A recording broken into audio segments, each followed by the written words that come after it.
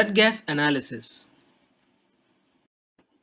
In this video, we will understand the basics of acid-base physiology, the sampling technique, and finally, 5 simple steps to analyze a blood gas. The body's pH is maintained at a tight balance between 7.35 and 7.45. A decrease in pH below 7.35 is termed as acidosis. An increase in pH beyond 7.45 is termed as alkalosis. This tight balance is maintained by several molecules called buffers. Buffers could be intracellular or extracellular. The main extracellular buffer is the carbonic acid bicarbonate buffer. The main intracellular buffer is the phosphate buffer. Proteins can be intracellular or extracellular buffers. They include hemoglobin, amino acids, and plasma proteins. Let's try to understand the acid-base physiology. The cells release carbon dioxide and hydrogen ions. The carbon dioxide dissolves and is carried away as carbonic acid bicarbonate complex. This complex gets split in the kidneys where the excess hydrogen ions are removed through the urine and the bicarbonate is conserved. The bicarbonate then combines with hydrogen ions to form bicarbonate carbonic acid complex. Thus, the bicarbonate carbonic acid complex forms an important extracellular buffer to maintain the pH. This carbonic acid then reaches the lung where it gets split into carbon dioxide and water, and carbon dioxide is later exhaled into the atmosphere through the lungs. Thus, the pH of the body is maintained by extracellular and intracellular buffers. The lungs and the kidneys play an important role in maintaining the balance. The lungs react to changes in pH within minutes to hours. However, the kidneys take longer time to react to changes in pH. Acidosis have several important consequences on body physiology. It may lead to impaired cardiac contractility, increased pulmonary vascular resistance, rhythm abnormalities, and altered mentation, and in severe cases leads on to death. Alkalosis, on the other hand, is better tolerated. However, in extreme cases, this may lead to arteriolar constriction, leading on to reduction in coronary and cerebral circulation. Hypokalemia and hypocalcemia frequently accompany alkalosis and can lead to rhythm disturbances. The outcome of a patient depends upon the acuity and duration of acidosis, severity of acidosis, and the functional status of lungs and kidneys. More importantly, the underlying etiology plays an important role in determining the outcome of an acid-base imbalance. Sampling for blood gas analysis depends on the purpose. Arterial samples are obtained when partial pressure of oxygen needs to be estimated. A classical example being cases of pneumonia where hypoxemia is common. Venous sample, on the other hand, is obtained when metabolic derangement need to be assessed in conditions like diabetic ketoacidosis. There are certain key differences between arterial and venous blood gas. The venous blood gas is more acidic when compared to arterial. The partial pressure of oxygen is 80 to 100 in arterial, whereas it is 30 to 40 in venous. The partial pressure of carbon dioxide is 35 to 45 in arterial, whereas it is 45 to 51 in venous. The bicarbonate and base excess are similar in both arterial and venous samples. Obtain a consent before the procedure. Radial artery is the most common site for an arterial puncture. Perform an Allen's test to check for the adequacy of collateral supply. Clean the site and give local anesthesia. Prick the artery at 30 to 45 degree with a gentle negative suction. After sampling, apply a firm and direct pressure to the sample site. Ensure no air bubbles are present in the sample and analyze the sample promptly. Beware of certain errors that may occur while sampling for a blood gas. Liquid heparin can cause dilution of electrolytes and bicarbonate. Sodium in heparin can cause false elevation of blood sodium.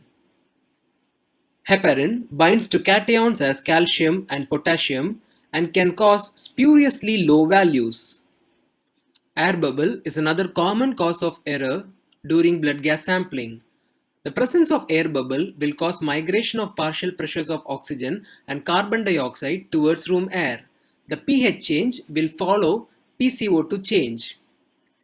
The blood PaO2, if it is more than 100 mm of mercury, it will start to decrease, and if it is less than 100 mm of mercury, it will start to increase.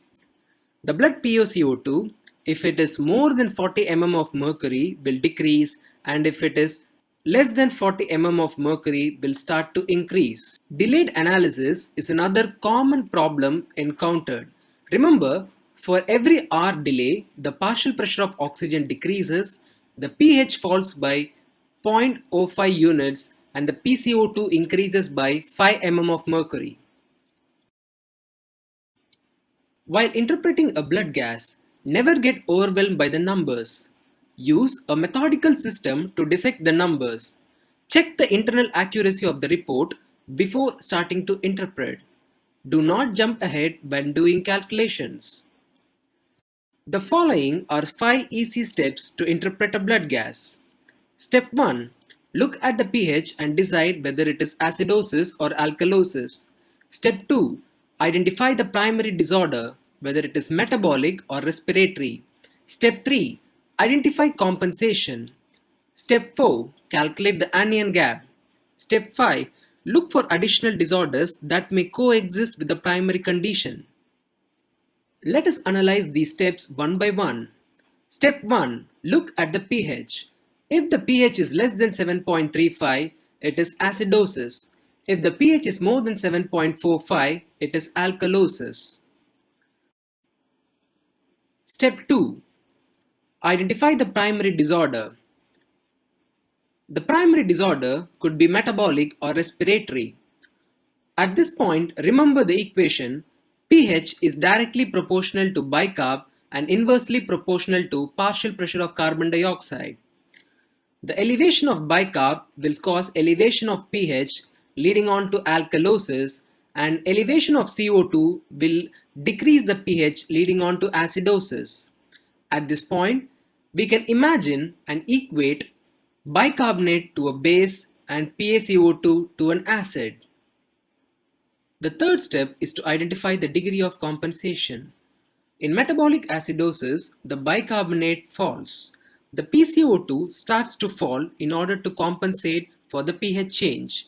The degree of compensation is given by Winter's formula, which states that the PCO2 expected is 1.5 times bicarbonate plus 8 plus or minus 2.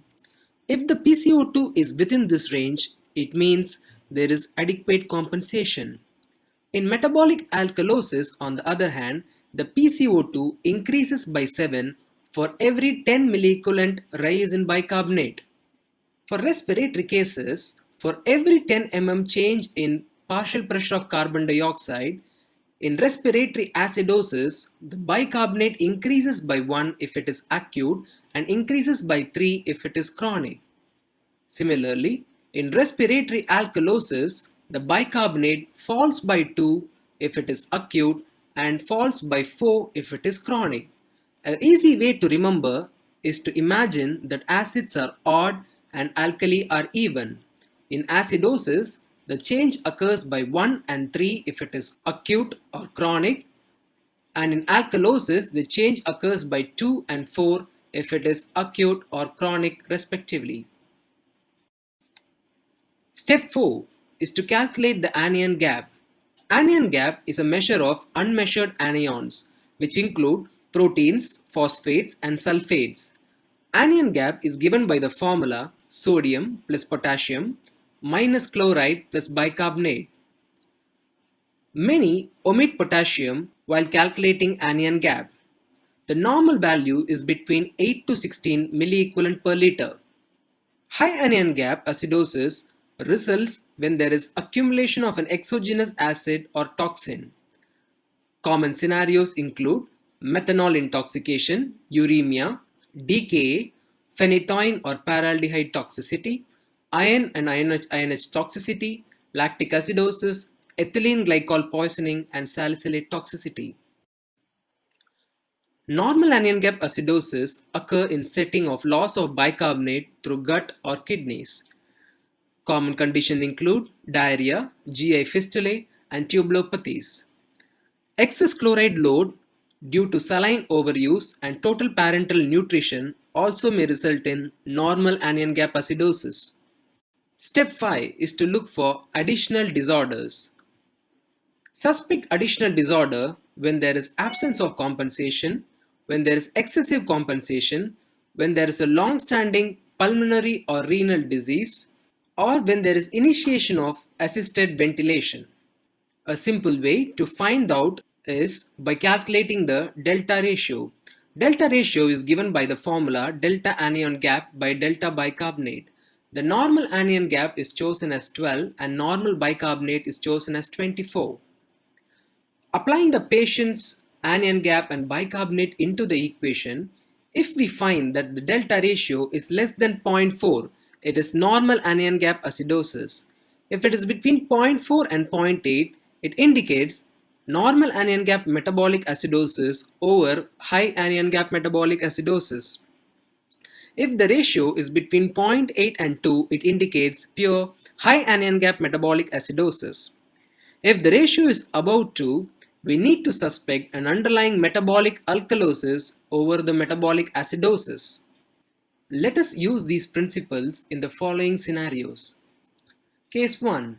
Here, the pH is less than 7.35, qualifying for acidosis. The next step is to identify the primary process. Here, the bicarbonate has fallen, indicating that the primary change is metabolic. The next step is to identify the degree of compensation. Applying the Winters equation, we find that the expected PCO2 for this bicarbonate change is 15 to 19, indicating adequate compensation. The fourth step is to calculate anion gap, which in this case comes out to be 35, indicating high anion gap metabolic acidosis. The delta ratio in this case is 1.3, suggesting pure high anion gap metabolic acidosis. Case 2. Here, the pH is less than 7.35, qualifying for acidosis. We expect a decrease in bicarb or an increase in CO2. Here, the bicarb has decreased, suggesting metabolic cause of acidosis. The next step is to calculate the degree of compensation. For this bicarb change, applying the Winters equation, the expected PCO2 is between 29 to 33, suggesting adequate compensation. The fourth step is to calculate the anion gap. Here, the anion gap turns out to be 18, suggesting high anion gap acidosis. Finally, calculating delta ratio, the delta ratio turns out to be 0.6, indicating there is a component of high anion gap metabolic acidosis in addition to normal anion gap metabolic acidosis as well. This is a common scenario which we see in diarrhea with septic shock. Case 3. Here, the pH is less than 7.35, qualifying for acidosis.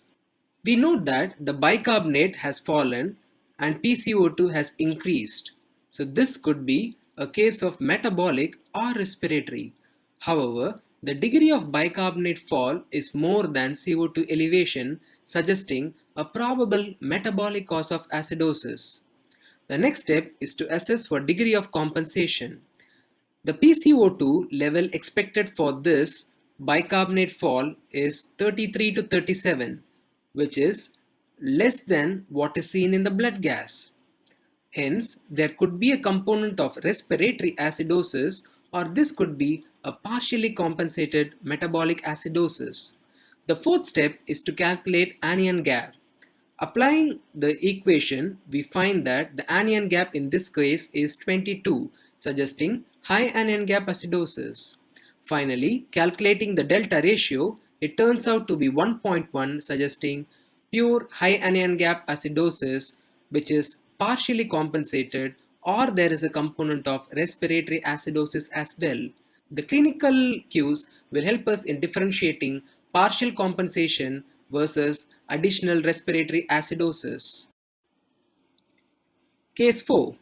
The pH is less than 7.35, suggesting acidosis. Here, the partial pressure of carbon dioxide has increased, suggesting a respiratory cause of acidosis.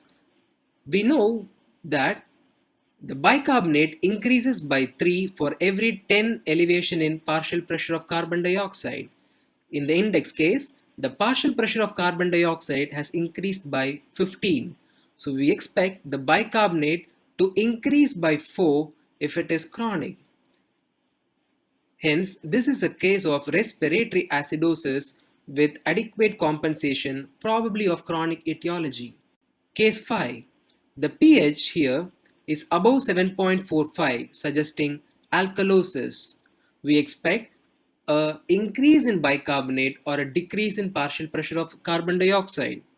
Here, the partial pressure of carbon dioxide has decreased, suggesting respiratory alkalosis. Next step is to assess for degree of compensation. We know in acute cases of respiratory alkalosis, the bicarbonate decreases by 2 for every 10 mm change in partial pressure of carbon dioxide. Here, the carbon dioxide has decreased by 13. So we anticipate a decrease in bicarbonate by 3. So here in the index case, the bicarbonate has decreased from 24 to 21, suggesting a respiratory alkalosis with adequate compensation. Case 6. Here, the pH is above 7.45, suggesting alkalosis. We expect an increase in bicarbonate or decrease in partial pressure of carbon dioxide. We find that there is an increase in bicarbonate, suggesting metabolic cause of alkalosis. The third step is to identify for compensation, which in this case we know that the partial pressure of carbon dioxide increases by 7 for every 10 change in bicarbonate. Here, the bicarbonate has increased by 7, however, the PaCO2 is unchanged. So this is a case of metabolic alkalosis which is uncompensated.